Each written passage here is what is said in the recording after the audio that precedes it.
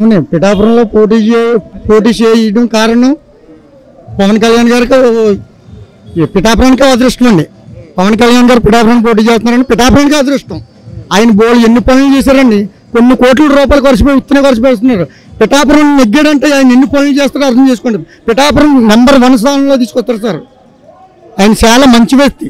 పిఠాపురాన్ని చాలా అదృష్టం చేసుకుంది ఏ రోజున ఆయన పోటీ చేస్తున్న కారణం నిజంగా పవన్ కళ్యాణ్ గారు. పిఠాపురంలో అభివృద్ధి జరిగిందా జరగలేదా గత 10 ఏళ్ల నుంచి? పిఠాపురం నుంచి నెగ్గిన వాళ్ళు ఎవరు కూడా ఒకసారి కనపడి వెళ్ళిపోయిన వాళ్ళే కానీ ఎప్పుడు పనులు చేసిన వాళ్ళు ఎప్పుడు కనపడలేదండి సార్. నిజంగా మటుకు ఇప్పుడు నెగ్గకపోయినా జరగ కొన్ని వేల పనులు చేస్తున్నారు పవన్ కళ్యాణ్ గారు. నిజంగా నెగ్గుంటే పిఠాపురం అదృష్టం చేసుకున్నట్టేనండి. అదృష్టం చేసుకున్నట్టే అప్పుడు పోటీ చేస్తున్నా నెగ్గేస్తాడు కూడా. పిఠాపురం అదృష్టం చేసుకుని కొన్ని వేల పనులు చేస్తాడండి. పిఠాపురం మీద పెడతారు దృష్టి అంతా. పవన్ కళ్యాణ్ గారు ఇక్కడ గెలిస్తే ఇక్కడ ప్రజలు ఏం కోరుకుంటున్నారు? ఆయన అభివృద్ధి చేస్తారని నమ్మకంతో ఉన్నారండి. ఇప్పుడు ఆయన అభివృద్ధి కూడా చేస్తాడు కూడా. ఆయన కొన్ని ఏరియాల్లో పోటీ చేయలేని ఏరియాల్లో వస్తే నెగ్గకపోయినా గారు కొన్ని పనులు చేశాడు సార్. ఇప్పుడు ఆయన ఇప్పుడు పోటీ చేస్తున్నాడంటే ఎంత నెగ్గాడంటే చేయడేటి సార్. గ్యారంటీగా నెగ్గేస్తాడు, చేస్తాడు కూడా సార్. ఎన్ని వేల ఓట్లతో ఇక్కడ గెలుస్తాడు పవన్? 150,000 ఓట్లతో నెగ్గేస్తారు సార్ గ్యారంటీగానే. ఇక్కడ ఉండడమే 2 లక్షల పైన ఓట్లు ఉన్నాయి. 1 సైడ్ ఈ లోపల మామూలుగా అయితే 1,00,000 ఓట్లతో లెక్కారు సార్. వర్మ గారు కూటమి ఉండడం వల్ల 150,000 sir. Hello guys, welcome to our channel. This is Teja. So ప్రస్తుతం అయితే మనం పిఠాపురం నియోజకవర్గంలో ఉన్నాం. సో మరి పిఠాపురంలో ఈసారి పవన్ కళ్యాణ్ గారు గెలిచే అవకాశాలు ఎంతవరకు ఉన్నాయి?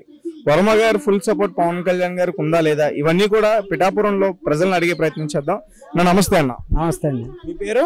నా పేరు ఓట వెంకన్న బాబు అండి. సో మరి ఈసారి పవన్ కళ్యాణ్ గారు ఇక్కడ పోటీ చేస్తున్నారు కదా, సో ఎలా అనిపిస్తుంది మీకు? మాకు చాలా అదృష్టమండి ఆయన రావడం. ఎందుకంటే ఒక రాష్ట్ర స్థాయి అధ్యక్షుడు మా పిఠాపురాన్ని రావడం మా యొక్క పిఠాపురం ప్రజల యొక్క పూర్వజన్మ సుకృతంగా భావిస్తున్నామండి. ఎందుకంటే మా పిఠాపురంలో ప్రజలు చాలా పేదరికంలో ఉన్నారండి. కారణం ఏంటంటే ఇప్పుడు దాకా ఎటువంటి అభివృద్ధి జరగలేదు. వర్మ గారి హయాంలో కొద్దిపాటి అభివృద్ధి జరిగిందండి. తర్వాత ఇప్పుడు రాష్ట్ర స్థాయి అధ్యక్షుడు అయినటువంటి పవన్ కళ్యాణ్ గారు రావడం చాలా అదృష్టం కింద ప్రజలు భావిస్తున్నారండి. ఎందుకంటే ఈ యొక్క పేదరిక భావం నుంచి పవన్ కళ్యాణ్ గారు వాళ్ళని దూరం చేస్తారండి. ప్రతి గూడ్స్లో ఉన్నారండి, ఇంకా కూడా పాకల్లోనే చాలా మంది ఉన్నారు. అటువంటి వాళ్ళకి పవన్ కళ్యాణ్ గారు వస్తే ఒక గృహ నిర్మాణం అంటూ జరుగుద్దని మేము భావిస్తున్నామండి. అలాగే రైతులు చాలా నష్టపోయారండి. ఏలేరు ఆధునీకరణ చేయడం అనేది పవన్ కళ్యాణ్ గారు చెప్పారు. ఆ ఆధునీకరణ పనులు చేయడం వల్ల మనకి వరద వచ్చే సమయంలో ఏమంటే ఈ భూములన్నీ మునిగిపోతున్నాయండి. కనీసం 1,00,000 ఎకరాల వరకు పంట నష్టం జరుగుతుందండి ప్రతి సంవత్సరం కూడా. అయితే మనకు పవన్ కళ్యాణ్ గారు మాకు ఇచ్చిన హామీ ఏంటంటే, నేను రాగానే ఎమ్మెల్యే అవని మరుక్షణం ఈ యొక్క సమస్య ఏలేరు ఆధునీకరణ ఏదైతే ఉందో రైతులకి కంపల్సరీగా నేను నెరవేరుస్తానని చెప్పారు. మత్స్యకారులకు సంబంధించే సమస్యలు కూడా ఎక్కువ ఉంటాయంట కదా. మత్స్యకారులు అనేది కొత్తపల్లి అండి. మాది పిఠాపురం మండలం. ఇది పిఠాపురం నియోజకవర్గంలో 3 మండలాలండి. కొత్తపల్లి, గొల్లప్రోలు మండలం, పిఠాపురం మండలం. మా పిఠాపురం మండలానికి గొల్లప్రోలు మండలానికి కూడా ప్రధానమైన సమస్య ఏలేరు ఆధునీకరణ అండి. శుద్ధగడ్డ అని పెద్ద కాలం అండి. అంటే ఒక తుఫాను వచ్చిన టైంలో ఏంటంటే భారీగా వచ్చేద్దండి వర్షం. భారీగా వర్షం వచ్చినప్పుడు ఇవన్నీ మునిగిపోతున్నాయండి పంటలు. ఒక ఎకరానికి 60,000 రూపాయలు నష్టపోతున్నాడండి రైతు. మనం ఇప్పుడు ఏ గవర్నమెంట్ అన్నప్పుడు రైతుకి 15 ఏళ్ళు అయితే ఏం సుఖం ఉందండి. ఎకరం భూమి నష్టపోతే 60,000 రూపాయలు పోతుంది. అలాంటిది 1,00,000 ఎకరం పంట నష్టపోతుందండి ప్రతి సంవత్సరం కూడా. ఇది ప్రధానమైన సమస్య. రైతు బాగుంటేనే మనకు 5 ఏళ్ళు నోటికి వెళ్ళాలంటే రైతే కదా. అటువంటి రైతు బాగుంటే కదా. రైతు నాడు అప్పుల్లో ఉన్నాడండి. రైతు అప్పుల్లో ఉన్నాడు. 1 ఎకరం భూమి కాడ 60,000 రూపాయలు పోతుందంటే 2 ఎకరాల భూమి ఉన్న వాడికి ఎంత పోతుందండి? 1,20,000 రూపాయలు పోతుంది.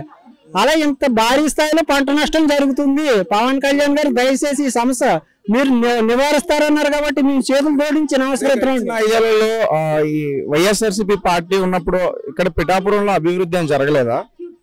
అభివృద్ధి అనేది ఏమి లేదండి. 1952 కాడి నుంచి కూడా పిఠాపురం ఎటువంటి అభివృద్ధి లేదండి.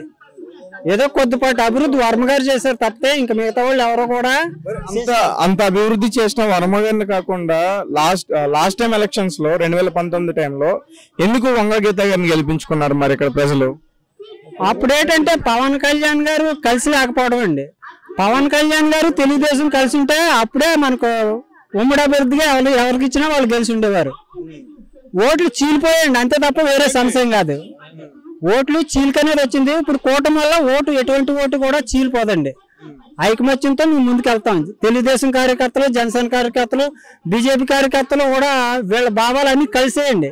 ఐకమత్యంతోనే మేము పోరాడతాం. పవన్ కళ్యాణ్ గారిని 1,35,000 ఓట్ల మెజార్టీతో పిఠాపురం చరిత్రలోనే గెలిపించే బాధ్యత అంతా కూడా మేము తీసుకుంటున్నాం అండి. ఇక్కడ చూసుకుంటే ఎవరు కూడా బీజేపీకి సంబంధించిన నాయకులు కనిపించట్లేదు. బీజేపీ కూడా ఉన్నారండి, ఓటింగ్ ఉందా? బీజేపీ లేదని అనకూడదు, అంటే పర్సంటేజ్ అండి. ఇప్పుడు అత్యధికంగా ఏంటంటే ఇక్కడ తెలుగుదేశం జనసేన ఎక్కువ అండి, బీజేపీ కూడా ఉందండి, లేదని అనకూడదు. ఆ స్థాయి క్యాడర్ వాళ్ళకి ఉందండి. వంగ గీత గారిని గెలిపించడానికి జగన్మోహన్ రెడ్డి గారు ఇక్కడ చాలా కీలకంగా పాత్ర పోషిస్తున్నారు. ముఖ్యంగా మిథున్ రెడ్డి లాంటి సీనియర్ పొలిటీషియన్స్ కూడా ఇక్కడ ఇన్ఛార్జ్ గా పెట్టడం చూసాం. గాలి అటువైపు మళ్ళీ అవకాశం ఉంటుందా? ఎట్టి పరిస్థితుల్లోనే లేదండి. అంటే పవన్ కళ్యాణ్ గారు ఎక్కడున్నారంటే ఇదిగోండి ఇక్కడ ఉన్నారండి, ఇక్కడ ఉన్నారు పవన్ కళ్యాణ్ గారు. ప్రతి ఒక్కడికనే నీ ఒక్కడికి ఉంటే సరిపోదు కదా, ఈ ఒక్కడి హృదయంలో ఇక్కడ ఉన్నాడండి. ఇదో ఇక్కడ పవన్ కళ్యాణ్ నన్నే కాదు, పిఠాపురం ఎవరిని అడిగినా ఇక్కడ ఉన్నాడండి పవన్ కళ్యాణ్. ఎందుకు ఇక్కడ మాకు మేము ప్రేమతో చేస్తున్నాం. మాకు ఎటువంటి రూపాయి కోసొద్దు, మా సొంత ఖర్చులతో మేము తిరుగుతాం తప్ప పవన్ కళ్యాణ్ నుంచి 1 రూపాయి ఆశించలేదు. మా ప్రజలు బాగోగులు చూస్తాడని, రైతుకి అన్నం పెడతాడని. రైతు ఎంతో మంది చచ్చిపోతున్నారు, దయచేసి అర్థం చేసుకోండి. రైతు నాశనం అయిపోయాడండి, రైతు నాశనం అయిపోయాడు. రైతుని బతికించండి, ముంపు బారి నుండి రక్షించండి. 5 సంవత్సరాలు అవుతుందండి మన మామూలుగా ఏంటంటే జగన్మోహన్ రెడ్డి వచ్చి ఏమండి 1 రూపాయి ఎత్తరండి 10 రూపాయలు అక్కుపోతున్నాడు. 1 రూపాయి ఎత్తరండి 10 రూపాయలు అక్కుపోతున్నానండి. ఏంటండి ఏ రూపంలో లాక్కెళ్తున్నాడు? ఏ రూపంలోనండి? ఇప్పుడు కరెంట్ బిల్లు మీద అయితేనే మొత్తం అందరూ తిని సామాన్ల మీద అండి, నిత్యవారి వస్తువుల మీద రూపాయి ఎత్తనాడండి. అమ్మఒడి అంటున్నాడండి, 2 సంవత్సరాలు ఇచ్చాడు. ఏంటండి ఇంత పొడుగు ఇవాళ ఆంధ్రప్రదేశ్ 13,00,000 కోట్లు ఇవాళ అప్పుల్లో మునిగిపోయిందండి. అంటే ఒక్కో బురకాకి 2,50,000 ఉందండి అప్పు. ఆ అప్పు ఎవరు ఇస్తాడండి?